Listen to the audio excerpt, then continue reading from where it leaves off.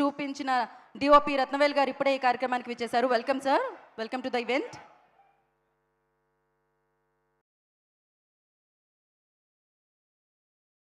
Hi చెప్పండి.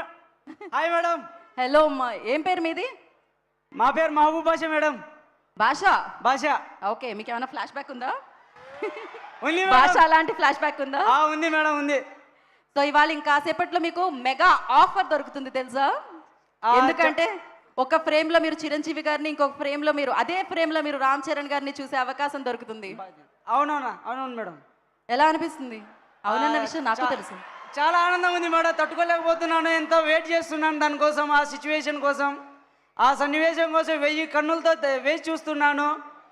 చాలా హ్యాపీగా ఉంది. ఎన్నో రోజుల తర్వాత చరణ్ అన్నను, చిరంజీవి సార్ని ఒకటే వేదిక మీద చూస్తూ ఉన్నాం. చాలా చెప్పుకోలేనంత హ్యాపీగా ఉంది మేడం ఈసారి. నాకు అర్థమవుతుంది, మైక్ తీసేసినా మీ వాల్యూమ్ అదే రేంజ్ లో వినపడుతుందని నాకు తెలుస్తుంది. అవును మేడం, నిజంగానే ఇదే స్టేజ్ పైన ఒకసారి అడిచిన మేడం గట్టిగా. అది అభిమానానికి ఉన్న సౌండ్. అది జై చరణ్, జై చరణ్, జై చరణ్, జై చరణ్, జై పెద్ది, జై పెద్ది, బాబులకే బాబు, బాబులకే బాబు, బాబులకే బాబు, బాబులకే బాబు. నాకు తెలిసినంత వరకు జై మెగా ఫ్యామిలీ, జై మెగా జై ఫ్యామిలీ, మెగా ఫ్యామిలీ, జై మెగా ఫ్యామిలీ, జై మెగా ఫ్యామిలీ. కాదు భాష మేడం, ఇంకొంతమందికి అవకాశం ఇద్దాం కదా మనం. ఇద్దాం మేడం. ఇద్దామంటే మైక్ ఇవ్వాలి కదా భాష.